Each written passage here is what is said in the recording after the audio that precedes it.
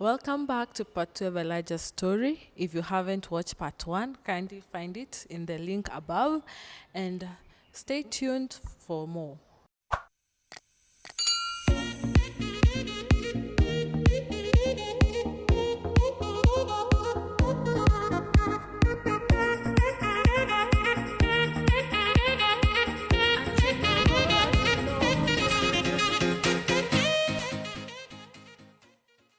So tell us how you got the scholarship to do your master's. Thank you very much. The scholarship, number one, was through discipline, determination, and discipline, determination, and the hand of God. Yes. That is how I secured my scholarship. Yes. Let me start with the most easy one. What looks like easy one there, determination. Yes. Determination in that I was determined, despite everything. Consistency. Consistency. I was consistent. I was consistent in. If let's say we are doing design, and design is a very, very thorough unit. It's an architectural unit where you do drawing. So consistency is whereby every night I draw from 10 to 2. You draw. You draw. No, that's the determination is a product of consistency. Discipline. No, that is second. Second. Discipline is whereby, self-discipline, discipline in your relation, discipline in relation to others, and also discipline in terms of your undertakings. So this one gave me the leverage to relate with people, because I'll tell you for sure, I'll be arrogant, very, very arrogant, to say that it was just my doing. Through discipline, I managed to meet other people. I managed to create relationship. And these are the people who opened up ways for me. Determination created grades. Discipline created relationship. So through this discipline, created relationship. And once again, I got from my this same teacher. He gave me a link, and he gave me an opportunity. By the time I was in third year, I had very few B's, leave alone C's. C's I only had 2. And out of about 50-something units, I had very few B's. The rest were A's. So that was number one thing that they were considering for the scholarship. So there was some entry exam that we did, the online, after you've submitted your transcripts and everything, and there's some forward letter that you've been referred with some credible people. Then now the third thing, God came in. Favor. Yes, favor. Favor. A favor from God is very, very Yes. important. Yeah. Favor. No favor stepped in. Because I'm sure there were maybe some people who had maybe better grades, those who are, because actually the scholarship was in construction, civil engineering, architecture, and the built and environment. I'm sure there were some people who maybe had even maybe better grades from across. But this is how I landed the scholarship. So though it was partial, but at least I got the scholarship, and I started my master's immediately. So looking at that also, some part of the expenses, like maybe registration and all that, and even maybe typing, doing maybe a serious cover letter, and doing your submissions and everything. People, this teacher, this lecturer of mine will help me. Okay. And some of the things I will do from maybe my money from help and everything. Okay. And just to mention, by the time I was finishing my university degree, I'd saved my help some very, very good amount of money. How did you manage to save help? Thank you very much. That's why I say discipline. You never used to take Susie out, Ava. You know, the issue is not even taking Susie out. Because actually, Susie was direct from heaven to me. So, Susie, if I would have even walked with her in some, even in town without buying her something, that is out. Wow. If I buy her 60 shillings chocolate, she will appreciate. Wow. So even I feel like greeting Susie right now.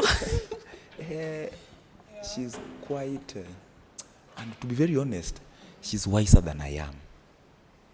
And I will tell you, if Susie speaks before I speak, now will not speak, because she will say everything. She will disseminate all the wisdom, and I will have nothing to say.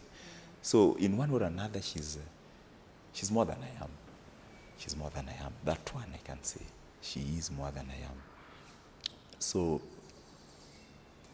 on that saving of my help, there's quite a lot of things. Now, with this help is what I used to do my CPA with. This is what I would start to do my project management with, diploma. Okay. I will save, then I will go to my dad and tell him, oh, Mathare, I have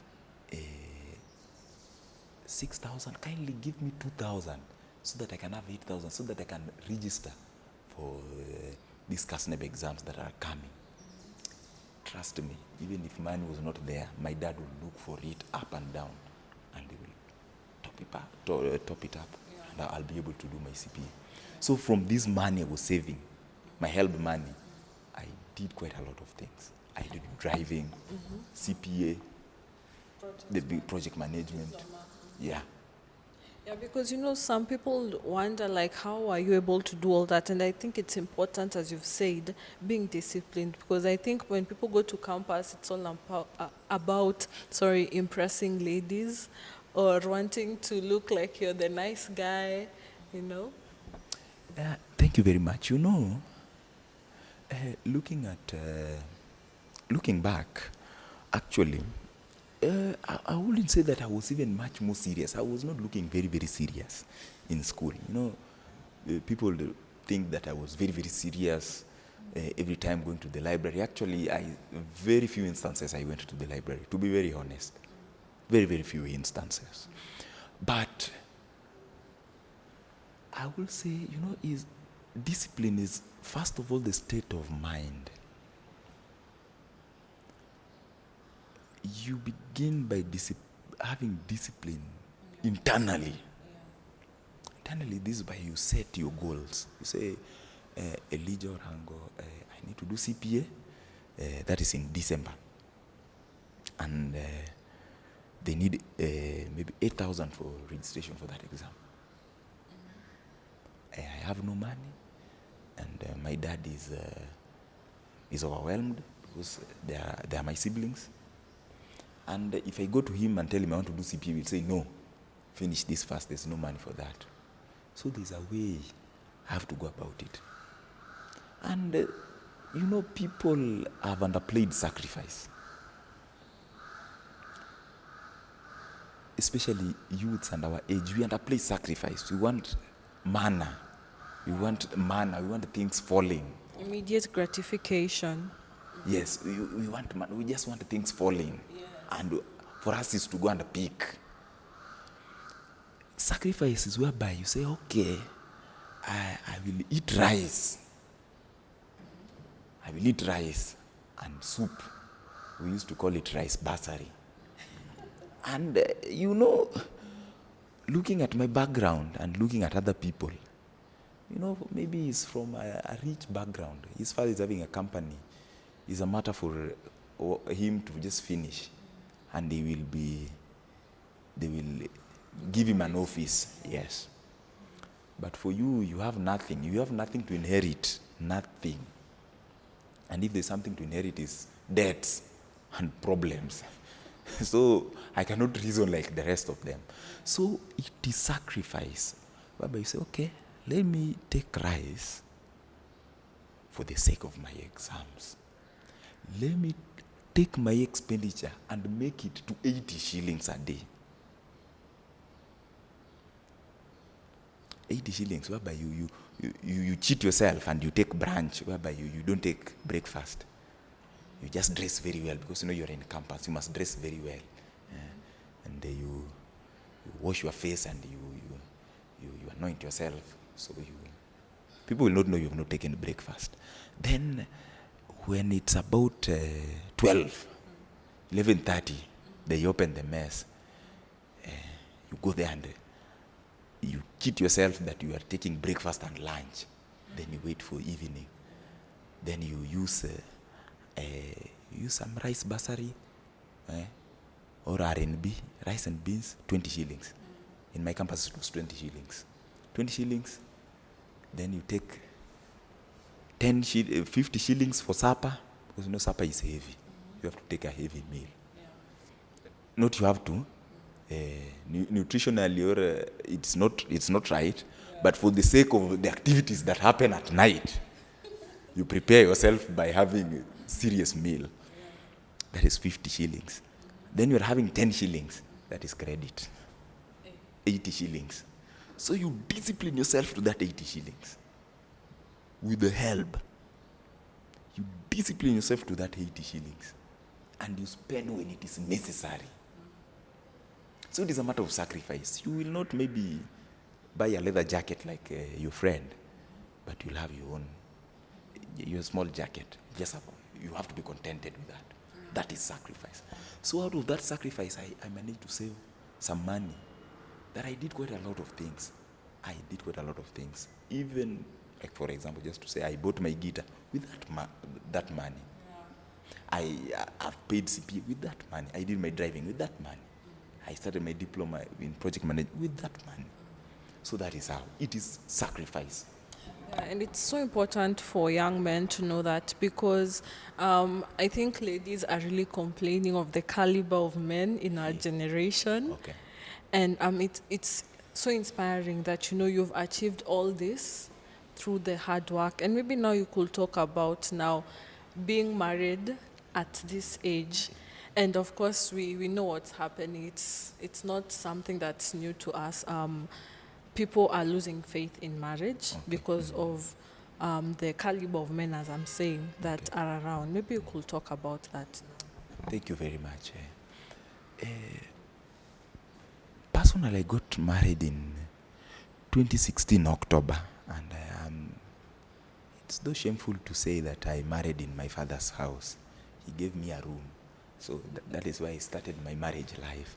Though I did not marry procedurally, and I would not encourage anyone to marry like I did. Because it's just with this same Susie, whom we began the journey in 2010. When she was in Form 1 and I was in Form 4. And by good luck or bad luck, she conceived. So I had to man up.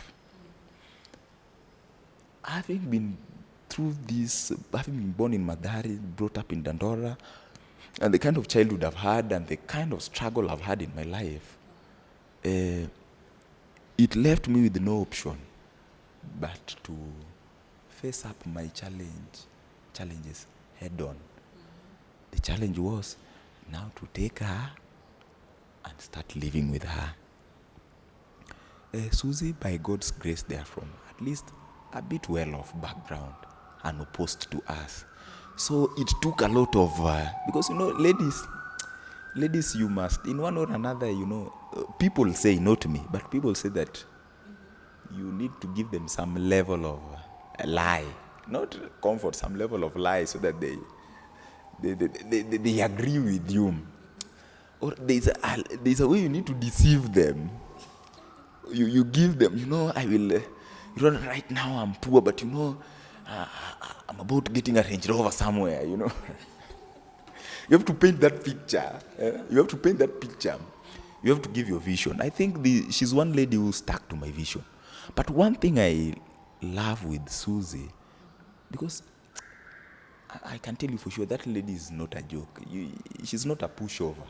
That I will just tell her that, oh, mom, you now will get Range Rover. She will, she must vet and see and look keenly into what you are saying. Where is that Range Rover? How? What are you putting in place to see that Range Rover and all that? Just an example. So, by that time I was I had a job. I was fresh out from school. I'd graduated in May, and I was doing my master's. But I was having a job by that time. I was getting around 12,000 shillings. And now I'm married. I'm not just married. I'm married, and a life is on the way. Another life is on the way. So it is sacrifice. Now, in marriage, I would say Susie was convinced maybe with how I was, my vision. I think maybe she stuck with the vision. I told her, Mom, no, now we are here. We are in Dandora, here just next to the river. And I cannot even afford to give you 200 shillings, to leave you with 200 shillings so that you can sort yourself in the house. Because by that time, it's my dad who used to cater for the bills and everything. So I told her, but Mom, I'm going somewhere, and these are the things I'm doing to ensure that we get there. The thing is that we tell ladies, and that's why ladies say that we deceive them. We tell them of big things. That's from what I think. Maybe I might be wrong. We tell them what we want, what we are going to do, but we don't tell them how. And we don't tell them how expressively and impressively. Expressively in that we say it, how we're going to do it. But impressively, on our daily undertaking, our daily activities, does it match what we say? So, there is a way men think that for you to actually convince a woman, there is some level of deception you have to put into play, so as to catalyze the process, or rather quicken everything. So, it is not bad, and it is not normally deception per se. It is a vision, but what will separate vision from deception is what you are doing to make it happen. Yes. That is the thing. So, by that time I was still not doing so well, and I must thank my wife for being around with me and agreeing with being in agreement with my vision, that is. So I can remember but then I also used to walk, because there were certain things I had not finished. I had not finished my diploma. I have not finished my CPA had said I had given it a break at part 1, and I still needed to do my EIA. So EIA stands for environmental impact and assessment and audit. So these things require money. So I used to walk. From where to where? By that time I was having a site in Nyari. Nyari is in Gigiri. And I stay in Dandora. So I wake up very early, about 4:30. And I can remember my boss praising me, saying how much I was passionate with my job, because by about 6:30, I was always on site. Yes, I was passionate, yes. But one of the things is that I want to go in, I wake up very early when the fare is about 30 shillings. When you wake up around 6, 7, the fare will be 80 shillings and 100.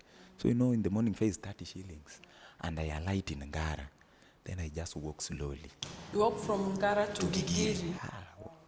I walk from Ngara to Gigiri. Because out of this 12,000, I must save some money so that I finish up my course, my diploma, and also work on my EIA. So, and I can remember some time, and I used not to take lunch. I used to survive on one meal, that is supper.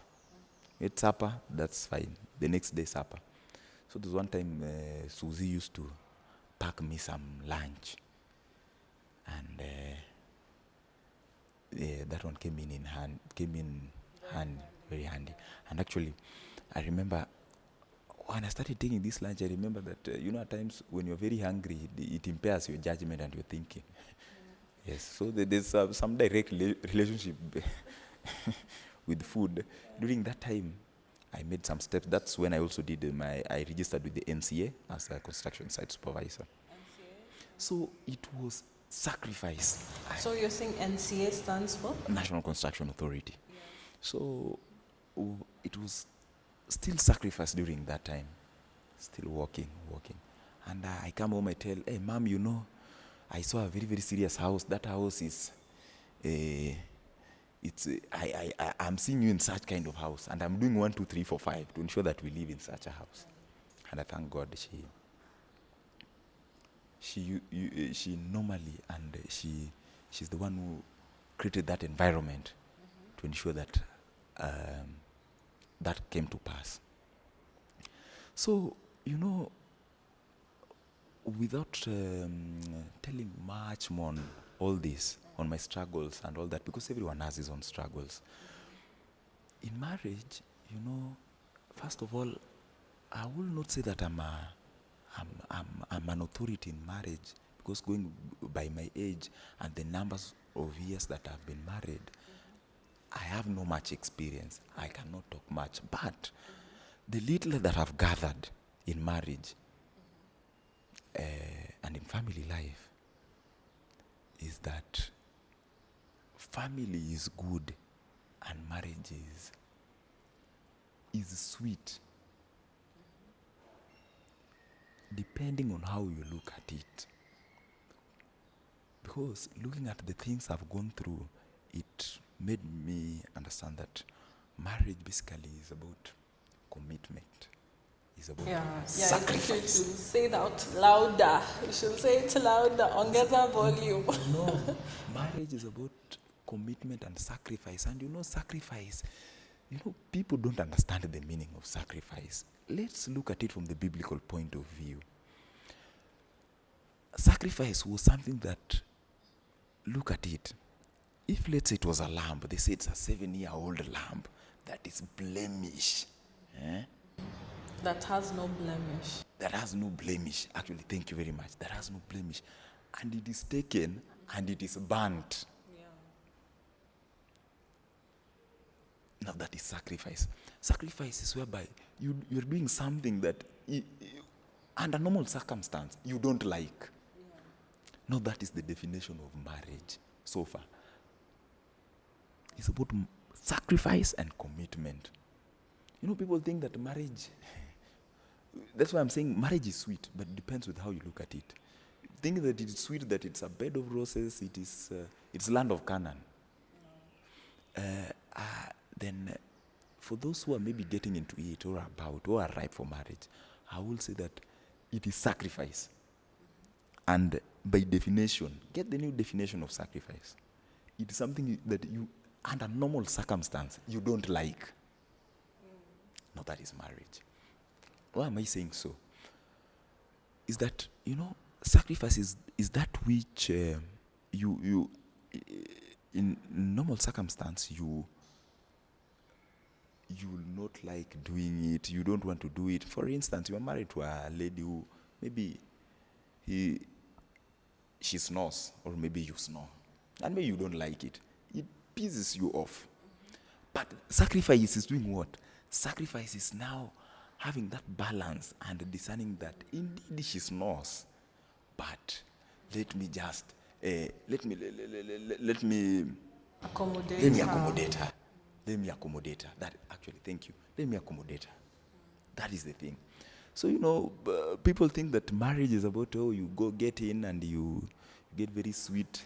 It's about going out together, having matching kitenges and all that. Yes, but by the end, by the time you are in it, or they look at marriage up to the wedding, there's more to it. So with me, who got married in 2016 October, and officially about 2017, 2017, the 16th of January, 2017. I will say marriage is about commitment. Commitment is that you're just committed. You know, someone is committed is like someone who is undertaking a course.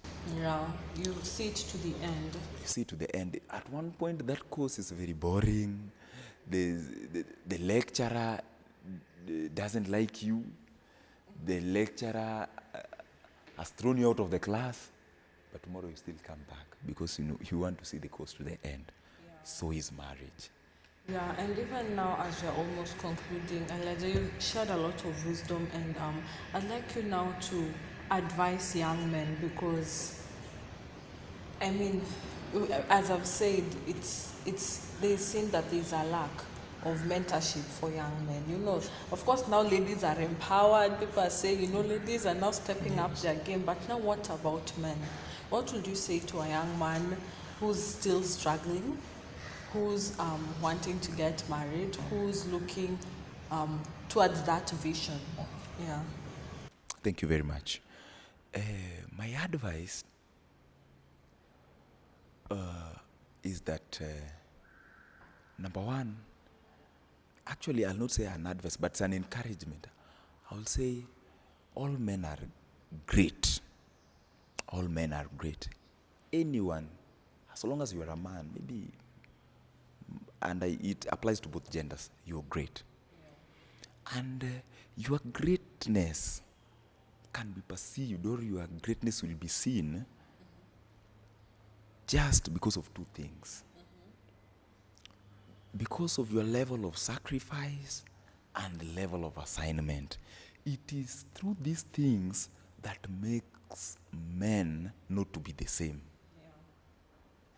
So I will say that in anything you do, because I will not say that this is right or this is wrong, once you have a cause, a justifiable cause,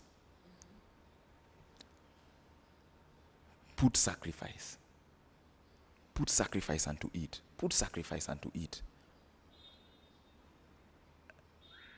Once you put sacrifice unto it, you will see results. You will see manifestation of serious greatness. The bigger version of you will come out. For example, if you look at the normal African man or normal African woman or lady, we are born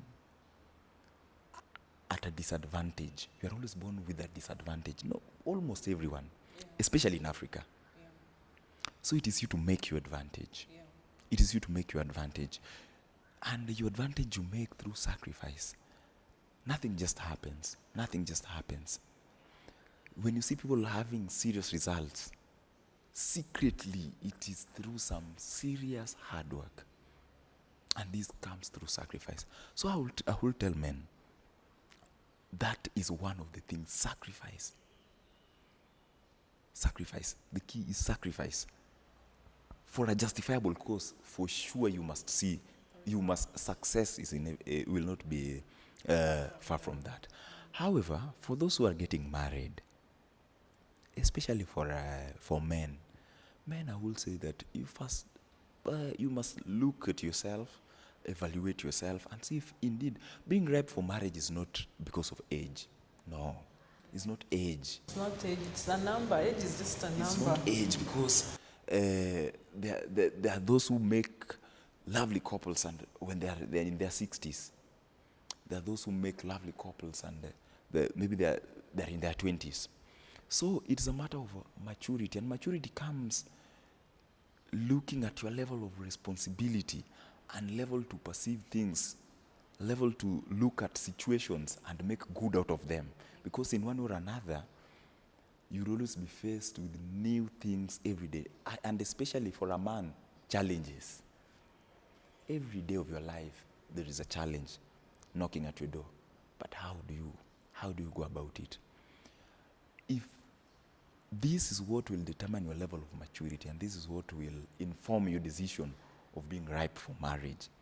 So if men would look into the lens of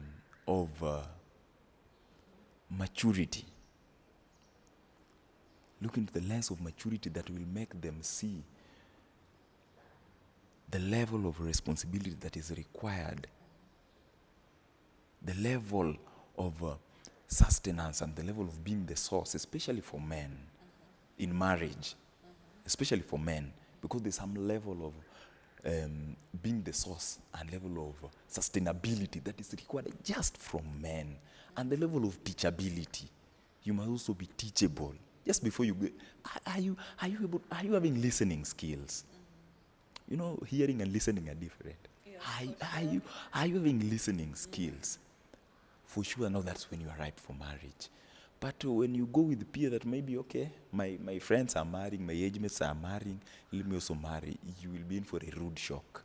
Yes, and even as you're just saying your final comments, another thing I'll maybe talk about is, or I'll want you to talk about, is the quality of a lady you choose really determines how far you go as a man, right? I can tell you that for sure, and this is an undeniable fact, that, you know, ladies, it is only ladies who can make the man out of you. You know, there is a hidden man inside every man. There's some greatness that is engraved inside them, every man. And for it to manifest and come out, it takes the effort of a lady. Let me tell you that, you know, even God himself, for those who read the Bible, looked at Adam, and with everything, he saw Adam and say, this guy, in as much I've given him everything, and there is everything, but because there's no lady in the equation, things are incomplete. And you know, there is, I will say, with my experience, though not so much, the quality of lady determines the kind of man you will be, the quality of lady you have in your life. Because, for instance, you know, it's like you're told that if at all you have a lady or in your life that you are not compatible with, you are not she doesn't share in the vision you're having, trust me, even if it was a vision that you saw, it was a real vision that you saw, that God came and put the two of you together, trust me, that marriage is crashing. So there are some of the things you must look at. Are you compatible? Are the two of you compatible? Do the two of you understand each other? What is your level of responsibility towards each other? How do people look at things? For instance, for example, if like faith, you say, okay, I am a Christian and you're a Muslim. How do we, both of us? Because, you know, at the beginning, you'll underplay it. Yeah, But when things get real, as things go by, you'll find it very difficult. And then you'll say, okay, maybe it was not God's plan. You start looking for some comforting things to give you psychological comfort. But in real sense, it was that maybe you are not able, you did not open your eyes enough to see into the qualities that you want in your life. Because, you know, it is for a man to look for the wife. That is what the Bible says. Whoever findeth, a man who findeth a woman, whoever findeth a wife, finds a good thing. So there's some element of seeking. That is where there's some element of seeking. So it is upon the man. You seek the one who will ensure that your vision is well taken care of. So for that one, it's on the part of the man. Yes. Well, it's been a blessing having you today, Elijah. And I hope people will take a few lessons, if not all, you know, and that they will learn truly that life is about sacrifice and hard work, and of course making the right choices. Because I mean, you had every reason not to make the right choice. I mean, going by the circumstances, but you had to choose, right? And I think also, I think now finally, just emphasize the importance of choice, because people are finding themselves in situations where they are regretting, and yet God gave us the ability to choose between right and wrong, right? Thank you very much. One thing I would really want to say is that a very good friend of mine and a preacher said that you are born looking like your parents, but you die looking like your decisions. Wow, that's profound. So, you know, it is upon you to decide, and that's why God gave man free will. Choices. Decide. You know, and you know, decision, people think that making decision is you start with making decision on big things. Even how you make decision in small things matters. Decide on making decisive and a well thought out decision in anything that you undertake. Just for instance, when you're faced with any challenge, you know, it's upon you to sit down. It's upon you to bring the ingredients with which to make an informed decision. What am I saying? The ingredient is having the environment, having the necessary skill, or rather knowledge. These are some of the things that makes a decision. Look at your environment. Are you in the right environment to make a specific decision? Are you having the requisite knowledge or even wisdom? That's why it's better you go and get it from those who have been through maybe such challenges. So I will say and emphasize that in life, you have to make decisions that you can live by. And you know, you must, and exactly, because you know, and you must, when making decision, you must look at the long term and the short term. Maybe in the short term it's very sweet, yes, but now in the long term it's very, very bitter. So you have to look at everything in a bigger picture, so that you make a good decision. And furthermore, it is God's will that all of us make good decision. And always, you know, it is said that the good and the bad is always in our purview. So it's upon you to open your eyes. It's upon you to have illumination. Maybe at times that it is there but you cannot see. You need someone to open your eyes. You see? That when we follow through this, we'll be able to make a good decision. We'll be able to make a decision that we will not regret. And a decision that even some generations after us will look back and say, for sure, based on your decisions, you left a legacy. Based on your decision, there's something you've left behind that you can be remembered for. Wow, yes. A lot of wisdom. Thank you, Elijah.